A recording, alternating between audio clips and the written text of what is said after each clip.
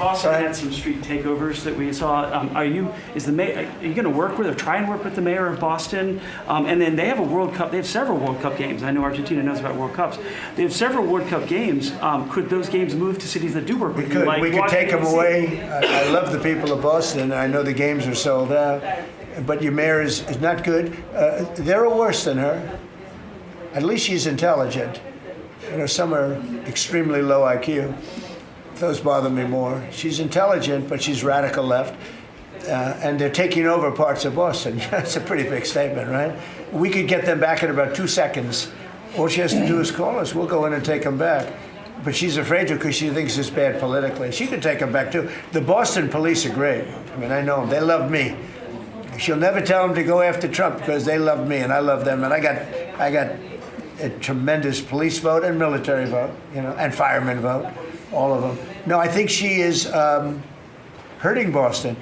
The answer is yes. If somebody is doing a bad job, and if I feel there's unsafe conditions, I would call Johnny, the head of FIFA, who's phenomenal, and I would say, let's move it to another location. And he would do that. He wouldn't love to do it, but he'd do it. Very easily he'd do it. And this is the right time to do it. If I thought Boston was doing something that was going to cause safety conditions for the World Cup, I could say the same thing for the Olympics, because we have events that are in different locations for the Olympics. It's based in LA. If I thought LA was not going to be prepared properly, I would move it to another location if I had to.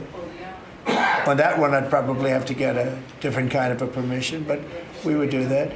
Gavin Newsom, he's got to get his act together, because had we not gone in at the beginning of my term, had we not gone in with a very strong, powerful force, they would have lost LA.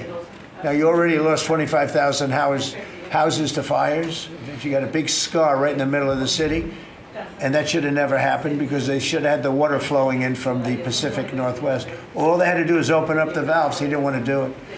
And he didn't want to do it. He says for environmental reasons. I don't believe that. But, for some reason, he didn't want to do it. And lost 25,000. You had no water in the fire pumps. You had no water in the sprinkler systems in the ceilings. There were no houses. Normally, the things would go in. You might not have lost 2 houses. So if he doesn't play ball, we're going to have to be very tough with him. He's done a bad job.